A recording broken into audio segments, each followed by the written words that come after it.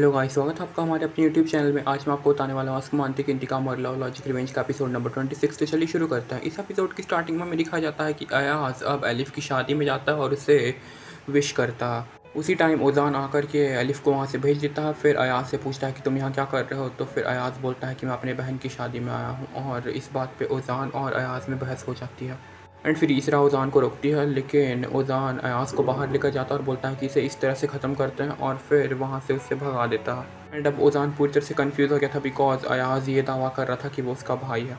And फिर बाकी सभी कोई पार्टी में बहुत इंजॉय करते हैं, डांस करते हैं। फिर सीनर ईसरा को ओजान के साथ देखता है और फिर उससे जेलस फील होता है। और ईसरा जिस हिसाब से ओजान को देख रही थी वैसा 5 साल में कभी नहीं सीनर के साथ हुआ था। फिर अयाज अपने डैड के पास आता है और फिर उसे बोलता है कि आज मैं ओजान से मिला था और फिर मैं उसे जल्दी ही बर्बाद कर दूंगा। लेकिन अयाज के पिता, जो कि अपना होश खो बैठे हैं, वो उसे समझने लगता है कि इसे फिर से जॉब से निकाल दिया गया है। फिर अतलास को दिखाया जाता है, जो कि एला के कलर से ड्राइंग बना रहा था। तभी शाला आकर इसे डांटने लगती है। तब फिर वहाँ पर ईसरा आती है और फिर वो बोलती है कि मैं अपने बेटे अतलास के लिए कुछ भी कर दूंगी, और फिर अगर तुमने मेरे बेटे से अपना रवैया ठीक नहीं किया तो फिर तुम वो रूप देखोगी मेरा, जो कि आज तक किसी ने नहीं देखा। और रात हो जाती है और सभी कोई सोने चले जाते हैं। इधर याल्किन और पेनिस्की मिल करके ज़ुमरत आंटी को आज अपने घर में रोकने की कोशिश करते हैं, लेकिन ज़ुमरत आंटी उनके घर से भाग जाती हैं रोप से। एंड अकरम और एलिफ की जो यादगार नाइट रहती है उसे रूइन कर देती है। इधर चाला और ओजान में भी कॉन्फ्लिक्ट हो जाती है, और फिर चाला ये क्लेम करना चाहती थी कि ओजान ईसरा के आने की वजह से उसे डिवोर्स देने की बात कर रहा है, लेकिन ओजान इस बात से बिल्कुल ही मुकर जाता है और बोलता है कि ये डिवोर्स ईसरा की वजह से नहीं हो रहा, और फिर वहाँ से निकल जाता है। फिर ईसरा को दिखाया जाता है, जो कि सीनर से मिलने के लिए जाती है, और सीनर उस टाइम ड्रंक था। और फिर वो बोलता है ईसरा को कि तुमने आज तक 5 साल में एक बार भी मुझे उस तरह से नहीं देखा जैसे तुम आज ओजान को देख रही थी। तो ईसरा बोलती है कि तुम अपनी मर्ज़ी से मेरे साथ आए थे, मैंने तुम्हें फोर्स नहीं किया, मुझसे तुम कुछ भी एक्सपेक्ट मत करना। और ईसरा फिर वहाँ से चली जाती है। इधर ज़ुमरत आंटी जब घर में आती हैं अपने, तो फिर अकरम उन्हें एक वास से हिट करता है, बिकॉज एलिफ और अकरम को लगता है कि उस टाइम पे उनके घर में चोर घुसा है, और फिर उन्हें हॉस्पिटल में एडमिट करना पड़ता। और अब वे लोग उन्हें घर लेकर आ जाते हैं और फिर साथ में ही सो जाते हैं। और फिर अगले दिन सुबह सुबह ज़ुमरत आंटी अकरम को रेडी होने के लिए बोलती है और बोलती है कि आज तुम्हें काम पे जाना, और फिर वो ऑफिस चला जाता है। सुबह सीनर ईसरा के पास आता है और बोलता है कि मैं कुछ भी याद नहीं करना चाहता हूँ, जो कि कल रात को हुआ। और फिर वो आज लंदन के लिए लीव कर रहा था अपने वर्क से रिलेटेड काम के लिए, और फिर वो अतलास को बाय बोलता है और फिर निकल जाता। फिर ईसरा अपने डैड याल्किन के पास आती है और फिर उनसे ओजान के डैड फ़ारूक के बारे में पूछती है, और उसे पता चलता है कि वो पास ही के एक स्टेट में रहता है। और फिर वो ये इन्फो कलेक्ट करके अपने डैड को बोलती है कि इस बारे में किसी को मत बताइएगा। और अब अकरम का पहला दिन रहता है ऑफिस में, और वो सारी पेंसिल्स अपनी शार्प कर लेता। काम मिलता गुल के द्वारा सारे डॉक्यूमेंट्स को रीड करने का और फिर उन्हें वापस से प्रिंट करने का।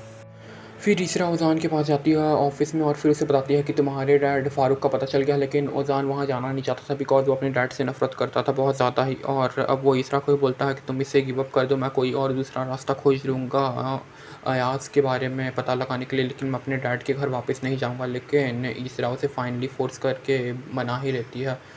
और अब ईसरा और ओजान फ़ारूक यानी कि ओजान के डैड के घर जाने के लिए निकल जाते हैं ऑफिस से। इधर चाला अपनी लॉयर एब्रू से बात करती है और उसे पता चलता है कि वो परमानेंट नहीं लेकिन टेम्पररी टाइम के लिए एला की कस्टडी ले सकती है, और फिर वो इसे अब यूज़ करने की कोशिश करती है अपने डिवोर्स को बचाने के लिए।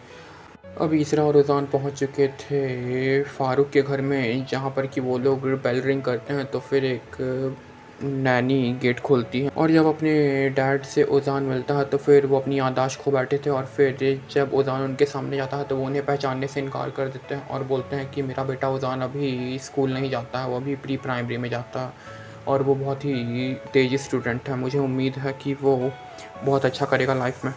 मगर उसके बाद जो वो नाम लेते हैं वो रहता है आस का, और वो बोलते हैं कि ये मेरा दूसरा बेटा और ये बिल्कुल भी अच्छा नहीं है और बहुत बदमाशी करता है सिर्फ ये।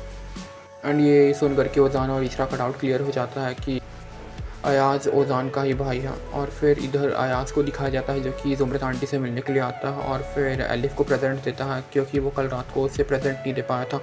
एंड वो ओजान के बारे में पता करता है और फिर अपने डैड फ़ारूक के बारे में भी ज़ुमरत आंटी से पता करने की कोशिश करता है और फिर वहाँ से निकल जाता है। इधर ओजान अपने डैड के इस कंडीशन को देख करके बिल्कुल भी खुश नहीं था, और फिर वो ज़्यादा देर तक इसे सस्टेन नहीं कर सकता था, इसलिए वो वहाँ से बाहर निकल जाता है रोते हुए।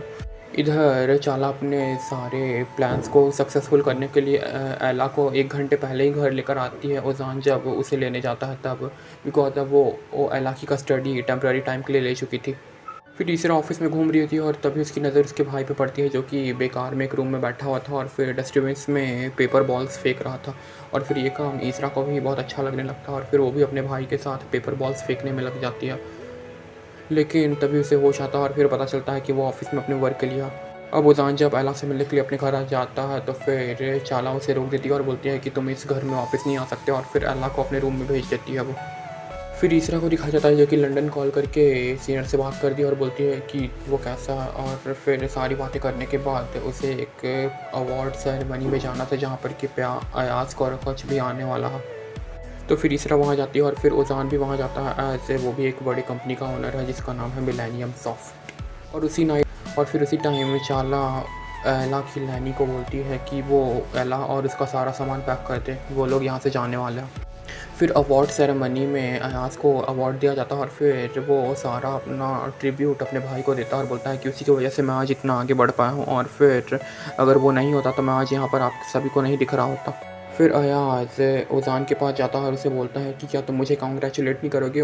और ये सुनने के बाद ओज़ान पूरी तरह से फ्रस्ट्रेट हो जाता है और अपना गुस्सा उसके ऊपर निकालने लगता है। इधर एलिफ और अकरम एक रेड लाइट एरिया में आ जाता है फ्री टाइम स्पेंड करने के लिए, और फिर वहाँ पर तभी रेड पड़ जाती है, उन लोगों को पुलिस पकड़ करके ले जाती है। इधर ओज़ान को अयाज से लड़ने से बचाने के लिए ईसरा उसे बाहर लेकर के आती है, और फिर वहाँ पर ओज़ान ने ईसरा से ही लड़ लेता है और फिर उस पेंडेंट के बारे में बात करने लगता है जो कि उसने ईसरा को गिफ्ट किया था जब वे लोग गए थे एक मीटिंग के लिए। एंड उसके नेक्स्ट डे ही ईसरा ओज़ान को छोड़ करके चली गई थी एक रूम में। एंड ओज़ान से लड़ाई के बीच ईसरा उस पेंडेंट को निकाल करके फेंक देती है और बोलती है कि लो, तुम्हारी खुशी के लिए मैं ये भी कर सकती हूँ। फिर मैंने इसकी शांति से याल्किन के साथ डिनर कर रही थी, तभी उन्हें एक फ़ोन कॉल आता है। अकरम और एलिफ को अरेस्ट कर लिया गया है उनके कारनामों की वजह से, और फिर ज़ुमरत आंटी मैनिस्की और याल्किन मिल करके उन्हें छुड़ा लेते हैं। इधर ओज़ान मूसा से अपने सारे प्रॉब्लम्स को शेयर कर रहा होता है कि चाला ने आज उसे मिलने नहीं दिया एला से, और अब वो उससे डिवोर्स नहीं लेना चाहती है। फिर ईसरा से उसकी लड़ाई हो गई एंड सब चीज़ों में गलती अपनी ही लेने लगता है एंड बहुत ज़्यादा सैड फील करता है। अगले दिन मॉर्निंग का सीन दिखाया जाता है और फ़ारूक को दिखाया जाता है जो कि प्लांट कर रहे थे फ्लावर्स को, और तभी उनकी नैनी आ जाती है और बोलते हैं कि आपको रेस्ट करने के लिए कहा गया है, आप प्लीज़ रेस्ट करें।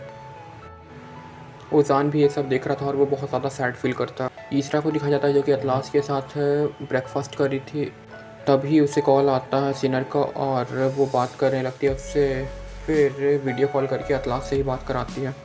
अब सिनर कुछ दिनों में वापस आने वाला था लंदन से, उसे भी कल रात के बारे में पता चल गया था, मगर वो इस पर रिएक्ट नहीं करता और फिर अतलास से बात करके कॉल रख देता है। ओज़ान को दिखाया जाता है जो कि एला से मिलने के लिए चाला के घर पे जाता है, लेकिन चाला एला को लेकर के बाहर निकल गई थी और फिर वो डिवोर्स की पेपर्स वापस लेने के लिए कह रही थी ओज़ान को, सो दैट कि ओज़ान एला को देख सके।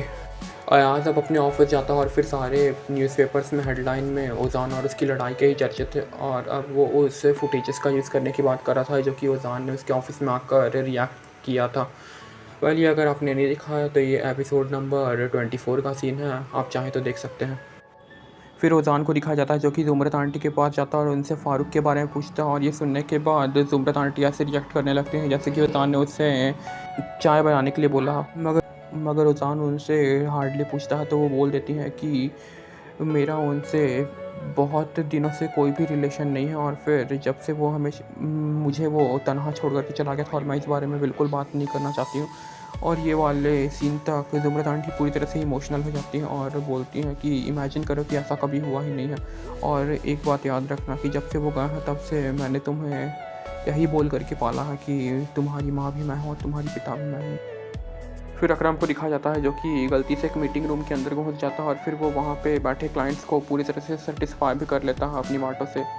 अब ओज़ान अपने ऑफिस आता है और फिर उसे पता चलता है कि अयाज ने एक फुटेजेस यूज़ की हैं तो उसे पब्लिक कर दिया है जिसमें कि ओज़ान ने उसके कॉलर को पकड़ रखा, और उसके बाद ओज़ान को बहुत गुस्सा आता है और फिर वो फिर से एक बार अयाज से लड़ने के लिए जाता है, लेकिन मूसा उसे रोकता है।